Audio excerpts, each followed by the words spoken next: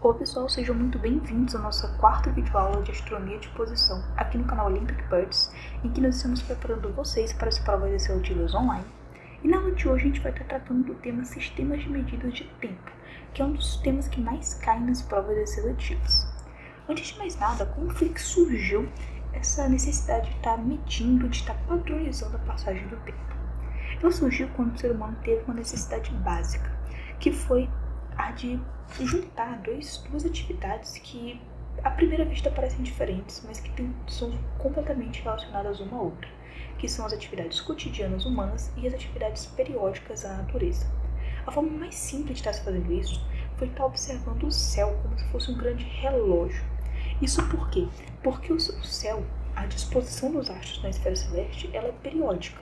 Como nós vimos nas aulas passadas, os astros eles realizam movimentos periódicos em que eles saem de uma posição e acabam sempre retornando a ela na esfera celeste. E foi isso que eles utilizaram a princípio para estar medindo a passagem do tempo e que atua nas nossas vidas até a atualidade. Foi pensando nisso que eu organizei essa videoaula com alguns conceitos básicos que caem muito nas seletivas e que eu vou estar citando agora para vocês. O primeiro conceito, galera, é o de tempo sideral. O tempo sideral ele é pouco utilizado no nosso cotidiano, mas ele é essencial para as provas de astronomia e ele é essencial também em diversos outros ramos da astronomia que não está se ligando aí somente ao didático, que é no caso que vocês vão estar enfrentando aí, o das seletivas. Mas sem enrolação, vamos ao conceito. O tempo sideral, como o próprio nome indica, ele trata do tempo medido com relação às estrelas, ou seja, você adota ali uma estrela qualquer e você observa com o passar do tempo que é o seu ângulo horário, aquele medido ali com relação ao meridiano local, ele aumenta até voltar para a mesma posição. E medindo essa passagem no tempo, fixando ali um sistema de unidades que seja conveniente, você consegue estar medindo a passagem do tempo com base na posição daquela estrela. O problema de estar escolhendo as estrelas é que existem muitas, mas muitas estrelas no céu noturno. E você estar escolhendo uma ali arbitrariamente iria fazer com que esse sistema não fosse muito bom, por exemplo, para algumas localidades do globo em que aquela estrela não está visível, enfim. O que foi decidido? Que iria se utilizar um ponto que também representa esse movimento diário, o mesmo movimento das estrelas, está fixo ali em relação a elas, mas que não é exatamente uma estrela que pode ser utilizado por todo mundo. Ou seja, para universalizar essa forma de medir o tempo, nós escolhemos o ponto vernal como ponto em que fosse utilizado essa medida.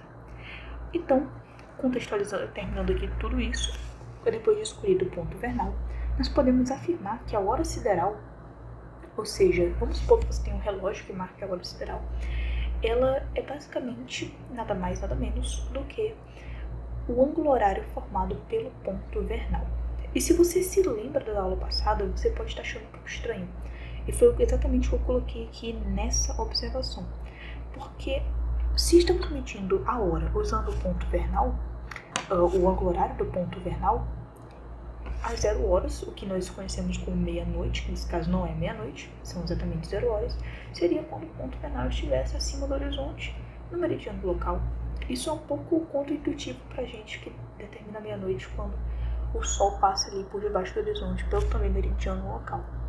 Mas exatamente, está certo esse conceito aqui, o ângulo horário do ponto vernal realmente dá o tempo sideral local, a hora sideral local. E apesar de ser contra-intuitivo, é muito utilizado na astronomia, então esse aqui é só questão de familiaridade, você rapidamente vai estar se familiarizando com esse conceito. É só saber que no caso do tempo sideral é um pouco diferente, nós vamos estar usando aí somente o ângulo horário do ponto vernal. Compreendido isso, você já deve estar percebendo que no decorrer do tempo o ponto vernal sai desse ponto e volta para a mesma localidade, completando um período que totaliza um dia sideral. O dia sideral ele possui 24 horas siderais e esses dias aí podem estar sendo medidos facilmente só observando essa mudança de posição do ponto vernal. Em suma, é basicamente isso, o tempo sideral, não tem muita coisa para falar, é uma coisa muito fácil até de estar se entendendo. E vamos passar agora para o próximo, que já é mais próximo da gente. Próximo que é mais próximo, enfim, vocês entenderam. Que é o tempo solar verdadeiro. A nossa medida de tempo, ela se baseia no tempo solar, mas não é verdadeiro. O tempo solar que nós utilizamos, eu vou estar aqui marcando para vocês, porque eu já passei por isso. Eu sei como é que é você tá tentando linkar com a sua vida real, com a sua vida normal no cotidiano, e você não tá achando aí uma relação. Mas esse aqui não é o tempo ainda que nós utilizamos. O tempo solar verdadeiro é o medido pelos relógios de sol. Em geral, os relógios de sol, eles medem o tempo solar verdadeiro, que é basicamente o quê? É muito similar ao tempo sideral, só que agora nós temos isso daqui, ó, que vai salvar nossa vida, as 12 horas. Quando nós somamos as 12 horas ao ângulo horário do Sol, nós fazemos com que o dia pare de começar quando o Sol está acima do horizonte e comece quando ele está abaixo. Claro, isso aqui depende da latitude e muito mais, mas de forma geral, ele começa agora quando o Sol está passando pela parte inferior do meridiano local, que é o nosso conceito de meia-noite. Ou seja, isso daqui já nos salvou muito, porque isso não vai atrapalhar mais as atividades humanas, o dia não vai começar no meio do dia e ajudou muito no quesito organização das atividades cotidianas. Então vamos aqui ler um pouco para estar explicando melhor para vocês sobre o tempo solar verdadeiro. Ele é dado por essa fórmula, ou seja, se nós quisermos medir a hora é só pegar o ângulo horário do Sol e somar 12. E bem similar ao tempo sideral, o dia solar verdadeiro, ele é basicamente o tempo que demora para o Sol sair daquela posição e retornar à mesma posição, o período aí do Sol. Muito simples. Claro, tem uma discrepância nesses dois valores e vocês podem estar achando aqui estranho, porque eu coloquei também que é 24 horas solares verdadeiras, mas a verdade é que, se vocês perceber, enquanto um é 24 horas solares verdadeiras, o outro é 24 horas siderais, ou seja, a unidade de medida muda. Apesar de serem os dois 24 horas, são 2 horas diferentes. São 2 horas que, se você fosse medir, tem durações diferentes. Então não se preocupa, porque eles não têm a mesma duração. Um tem uma duração menor, que é o dia sideral, e o outro tem uma maior, que é o dia solar. Agora tem um pequeno problema que aparece quando você utiliza o dia solar verdadeiro como base. E aqui tá bem assim resumido, mas é uma das partes assim que vocês têm que fixar bem na mente de vocês. Por quê? Porque isso daqui vai trazer um dos conceitos muito importantes da astronomia de posição, que é a equação do tempo, que é algo que eu vou estar até falando nessa mesma aula. O que significa isso? Deixa eu explicar por partes. Basicamente, o Sol, nós medimos o tempo, o dia, as horas, como se fosse o movimento ali diário, que é aquele movimento paralelo ao Equador e tudo mais que nós já conhecemos. O que acontece é que o Sol, justamente por estar ali, nós temos o movimento de translação da Terra, ele tem um atraso de aproximadamente 4 minutos. Mas esse atraso não é todos os dias de 4 minutos. Isso gera uma pequena diferença entre os dias solares, verdadeiros no caso. Aqui eu disse que todos têm a mesma duração, e sim, em horas solares verdadeiras eles têm a mesma duração, já que a hora ela meio que vai se modificar para estar ali cabendo 24 horas solares verdadeiras. Mas o que eu quero dizer é que se nós pegássemos uma outra forma de contagem, periódica de contagem que não dependesse do movimento dele, você ia perceber que tem uma diferença na duração desses dias, e isso afetaria muito a nossa vida. Então, nós teríamos que criar uma forma de que os dias tivessem durações idênticas, que é o que nós utilizamos hoje, que é o que nós vamos ver agora, e que esses dois quesitos, que é o que? Mas basicamente a eclíptica, ela tem uma inclinação com relação ao Equador. E ao da Terra apresentar essa excentricidade, ela gera uma discrepância na duração desses dias solares verdadeiros, que é o que foi corrigido com a criação do Sol médio. Mas antes de estar entrando no conceito de Sol médio, eu quero estar explicando exatamente o porquê que existe essa discrepância baseada nesses dois fatores. O que acontece? Vamos supor aqui, eu quero desenhar agora. Quero desenhar aqui, tá assim. Esta aqui é a nossa esfera celeste. Aqui nós temos o nosso Equador. E aqui nós temos a nossa eclíptica. Quando o Sol está aqui, o que vai acontecer? Apesar dele, vamos supor, pela excentricidade já é muito fácil você estar entendendo o que está acontecendo. A excentricidade faz com que a Terra tenha velocidades diferentes em pontos diferentes de sua órbita, o que faz com que o Sol apresente diferentes velocidades na esfera celeste. Mas vamos supor que ela fosse circular, que ela fosse perfeita. Mesmo assim, haveria discrepância entre os dias? Sim. Por quê? Porque o Sol ele iria se mover com velocidade constante na eclíptica. E ele deveria se mover com velocidade constante no Equador, que é com base no que nós medimos os dias. É com base no Equador. Então aqui, ó, se o Sol estivesse aqui nessa posição, ver que o vetor velocidade dele iria ser inclinado com relação ao que nós realmente queríamos, que é o Equador. Isso iria fazer com que em pontos diferentes a velocidade projetada ali no Equador fosse diferente, gerando uma diferença na duração dos dias. E pensando nisso, nós criamos o conceito de Sol médio. O que seria o Sol médio? O Sol médio é nada mais nada menos do que... Ele pode ser entendido de duas formas. Uma é você pegar e fazer uma média dos dias solares verdadeiros e depois você está botando um ponto ali que um Sol que fosse cumprir esses dias se fixaria, mas é mais legal estar dando essa definição depois de estar explicando o tempo solar médio. Mas a definição que eu vou estar usando aqui para vocês é basicamente a seguinte: o Sol médio é um Sol que está contido no Equador, que não existe, que o ser humano criou, que ele está contido no Equador e que ele apresenta velocidade constante nessa linha, ou seja, no Equador. Em outras palavras, a gente criou um Sol, nós utilizamos um Sol criado para estar medindo o tempo. Isso é completamente contraintuitivo, mas nos ajudou desde a antiguidade para continuar nos ajudando até agora, porque é com base nele que nós fazemos essas medições do tempo até o dia de hoje. E foi assim que surgiu o conceito de Sol médio, Sol no Equador, um Sol que não varia sua posição no decorrer dos dias, enquanto o Sol verdadeiro varia, que é um negócio chamado analema, que eu vou estar mostrando para vocês na aula de hoje, dando uma pequena iniciada, porque eu quero estar fazendo uma aula muito melhor depois da P1. E é com base nesse Sol que nós medimos o tempo solar médio. Existem dois tipos, existe o tempo solar médio local e o tempo solar médio universal, que é o que a gente usa, mas em geral a ideia deles é bem parecida. O tempo solar médio utiliza esse Sol médio para estar fazendo as medições do seu dia, já que ele apresenta velocidade constante e todos os dias tem a mesma duração de 24 horas solares médias, que são as horas que a gente marca no nosso relógio. O nosso dia tem 24 horas solares médias. Isso é muito simples. Aqui, a medição a hora solar média é muito parecida com a hora solar verdadeira, porque o princípio é o mesmo. O que muda é o quê? O astro, que no caso aqui é o Sol médio, e naquele outro caso era o Sol verdadeiro. O dia solar médio também tem 24 horas, todos eles têm 24 horas. E aqui, só reiterando o que eu tinha dito, apesar de todos terem 24 horas à primeira vista, essas 24 horas têm unidades diferentes, ou seja, são 24 horas siderais, são 24 horas solares verdadeiras ou são 24 horas solares médias. São essas diferenças aí que você tem que entender. Uma hora sideral não é a mesma coisa de uma hora verdadeira, que não é a mesma coisa de uma hora solar média. Se quando você entende isso aqui, você basicamente entende todo o princípio da medição do tempo na astronomia de posição.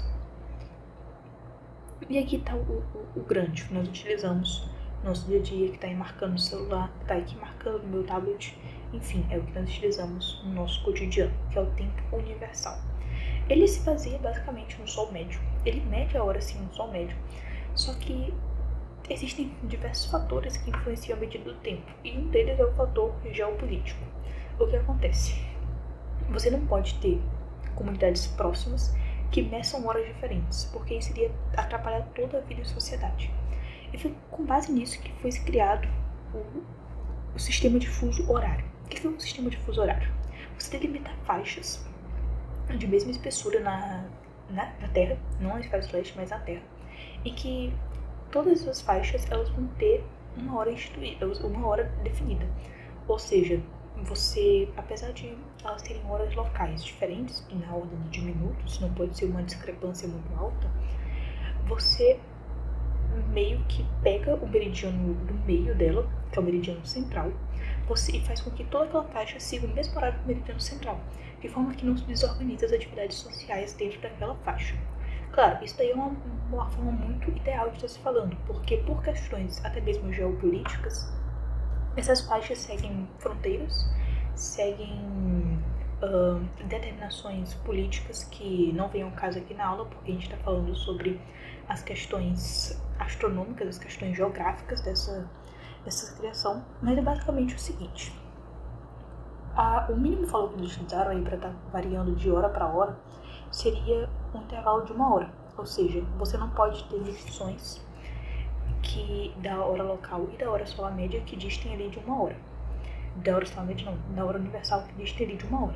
Então foram criadas na Terra faixas de 15 graus, ou seja, de 1 hora. Cada um daqueles, ou seja, se você passa de um fuso horário para o outro, você tem uma mudança de 1 hora, que é bem simples de estar se entendendo, porque isso aqui é um conteúdo já bem conhecido de vocês até. E essas faixas elas foram instituídas somente para a organização das atividades sociais. Não é difícil assim, de estar se entendendo o que é. Aqui nós temos algumas características. Nós temos o fuso horário central, que é do meridiano de Greenwich, que é um meridiano que passa por um observatório muito importante à época da Inglaterra, que é o Observatório de Greenwich, e que, para você estar ali denominando os fusos horários com base nesse meridiano, você usa essa simbologia aqui, ó, UTC mais 2. Você já deve ter ouvido falar no GMT mais 2, por exemplo. Em tese, eles são a mesma coisa, mas não são a mesma coisa, porque o UTC é mais preciso que o GMT. Mas no caso da astronomia, que a gente não faz cálculos muito precisos, já que isso aqui tem envolvimento com relógio atômico e muitas outras coisas que não vêm ao caso da astronomia, os dois aqui têm basicamente a mesma função. Quando a gente fala assim, UTC mais 2, o que significa? Significa que, dado o horário do meridiano de Greenwich, esse horário que a gente está se referindo, do mais 2, tem que somar 2 horas ao horário que já foi dado do meridiano de Greenwich. É muito simples. Então, se estivéssemos falando de meridianos que estejam a oeste, porque no caso o sinal positivo é a leste e o sinal negativo é a oeste, nós utilizaríamos, como eu acabei de dizer, o negativo. Uma coisa muito importante estar falando para vocês também é sobre os fusos brasileiros. Existem 4 fusos brasileiros. Cada um deles tem a denominação de um estado, no caso Fernando de Noronha e uma ilha, mas eles são 4, que vão de -2 a -5. São todos localizados a oeste do meridiano de Greenwich. É muito fácil estar vendo isso num globo. Nós temos o de Fernando de Noronha, de Brasília, que é o mais conhecido, o do Amazonas e do Acre. As provas seletivas gostam de cobrar isso, até as da UBA já cobraram. Então, é uma coisa que vale a pena estar dando uma olhada ali. Claro, não está decorando o estado, nada disso, mas você está sabendo ali quantos fusos tem o Brasil, ali, principalmente os estados que dão nome, né, que caem ali, ou sobre o fuso, entre outras coisas. E aqui, só reiterando, vamos supor que meu tempo local seja de, deixa eu ver aqui agora, 23 horas e 37 minutos. Vamos supor que aqui em São Luís seja, na verdade, 23 horas e 40 minutos, o horário local. A hora local, no caso. Apesar dessa ser a minha hora local, para não estar gerando conflitos com as outras atividades de outras pessoas próximas, já que se houvesse uma pequena variação ali de 1 grau, eu já teria que mudar 4 minutos no nosso horário, foi associado ao meridiano, no caso, o que passa por Brasília, o objetivo de estar regendo a hora de todas as cidades e os municípios que estão ali participando, que fazem ali parte daquela faixa de 15 graus. E é por isso que aqui em São Luís a gente segue o horário de Brasília, apesar do meu horário local ele está dando um valor, nós temos que seguir o horário de Brasília para justamente não estar entrando em conflito com as atividades que são para ser realizadas. Então aqui, basicamente, é a mesma forma do tempo solar médio, só porque só muda que você tem que se adequar ao do meridiano central. Tem uma pegadinha, se ele dá uma hora local e do meridiano central, você tem que saber ali como tá se igualando a hora local a do meridiano central. É muito fácil, gente, muito fácil isso aqui. Essa parte de tempo é fácil, ela cai, mas é muito fácil, então é muito tranquilo você estar estudando. E agora vamos à parte legal da coisa. Depois que nós aprendemos tudo isso, nós queremos o quê? Nós queremos a astronomia. O que tem astronomia nisso? Temos a equação do tempo. A equação do tempo, galera, ela é o quê? Você já percebeu que existem dois sóis, que seria o médio e o verdadeiro. Cada um deles vai determinar uma hora diferente. E essas horas, elas podem sim ser calculadas. Existe um cálculo para isso, que nós vamos ver na aula de trigonometria esférica mais pra frente. agora não vem ao caso. Mas essa discrepância, essa diferença, gera uma coisa chamada equação do tempo. Essa equação do tempo ela pode ser plotada na forma de um gráfico, que é esse gráfico aqui, ó, que ele é uma sobreposição de dois gráficos. Um gráfico que leva em conta a inclinação da eclíptica e outro que leva em conta a excentricidade da órbita terrestre, para estar vendo essas variações entre o ângulo horário do Sol verdadeiro, o tempo solar verdadeiro e o tempo solar médio. Essa diferença, apesar de eu estar falando aqui como se fosse algo gritante, ela não ultrapassa, como se pode ver, nem os 20 minutos. Mas isso para nossas atividades cotidianas já é muito tempo. Então é justamente por isso que nós temos esse estudo da equação do tempo. Nós podemos perceber que existem duas fórmulas para a equação do tempo que eu acho que a única aqui que vale a pena para você estar estudando é a da direita, é a do ângulo horário. Porque você está utilizando a ascensão reta numa prova de P1 não faz muito sentido. Mas é bom você já ter uma noção, até porque mais pra frente pode ser cobrado. Então, já tem uma noção das duas, apesar de se você for focar agora em alguma, foque na de ângulo horário. Não é muito cobrado ascensão reta assim em prova de P1. Mas só reiterando aqui, a equação do tempo é só isso. É a diferença entre o tempo solar verdadeiro e o tempo solar médio. Agora que a gente não tem muito conhecimento de trigonometria esférica, não tem muita coisa assim legal para estar se fazendo com a equação do tempo. A não ser estar mostrando o gráfico, que sim, com certeza, eu tenho praticamente certeza de que vai cair alguma coisa relacionada a isso, em que ele vai estar te mostrando ali um gráfico, tá perguntando o que aquilo significa. Tem muita leitura de gráfico nas provas de seletiva. E é importante você ter bem fixados aqui, que é o tempo solar verdadeiro menos o médio. Então, de equação do tempo é só isso. Esses dois fatores aqui que influenciam na montagem da equação do tempo são os mesmos que eu falei aqui sobre a diferença aí dos dias solares verdadeiros. É a mesma coisa da velocidade da eclíptica, justamente dessa inclinação, de ter essa simplicidade que gera essa diferença na velocidade do Sol. Só isso. E como que a gente pode estar percebendo na prática? Agora, só para finalizar a aula, eu quero falar um pouco sobre analemas. Os analemas não são muito cobrados na P1. E o que é analema? Analema é esse desenho aqui de 8, você não olha assim no céu, ele é basicamente uma montagem, isso aqui é uma montagem, quando você tira fotos no mesmo horário. O horário que eu falo, o solar médio. Se você tira várias fotos do Sol no mesmo horário, diferentes dias, você vê que ele forma esse desenho que parece um 8. E esse desenho é chamado de analema. Você pode estar vendo que isso daqui é uma variação da declinação. Em outras palavras, nós percebemos o Sol indo de norte e sul e mudança de declinação. É muito simples. Quando você divide ao meio, né? Eu sei que vamos supor que o meio do analema seja aqui, né? No olhômetro não é. Finge que é aí. Esse aqui é o meio. O que passa no meio ali dessa mudança de declinação do Sol? O Equador. Coisa legal de se perceber. Esse ponto aqui, ó, de encontro com esse meridiano, isso aqui é um meridiano, tá, pessoal? Não é o Equador. O Equador tá mais abaixo, porque ele tá ali no meio. Aqui nós temos ele indo mais... Nesse caso aqui nós temos a Grécia, né? Vamos supor que isso aqui é a Grécia, então nós temos norte, isso aqui, vou dizer que isso aqui é norte, isso aqui é sul. Nós temos então o Sol aumentando sua declinação, indo para a sua declinação norte e depois indo para o hemisfério sul, sua declinação sul. Ou seja, esses dois pontos aqui nós temos os solstícios, sendo esse aqui o de verão no hemisfério norte e esse aqui o de inverno no hemisfério norte, trocando aí no caso